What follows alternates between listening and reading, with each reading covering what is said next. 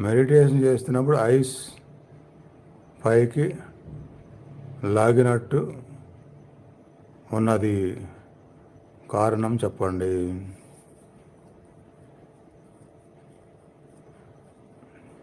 బాగా ఆలోచిస్తే మీకే అర్థమైద్ది. ఎక్కడో విన్నది ఎక్కడో చదివింది దాని ప్రకారం మీరు ఏమైనా కనుభవం మీద చూడాలనో అలాంటి భావం ఆల్రెడీ మనసులో ఉంటే అలా పైకి లాగినట్టుగా మీకు తెలియకుండా ఆ మనోభావంలో లాగపడతాయి ఒక్కోసారి.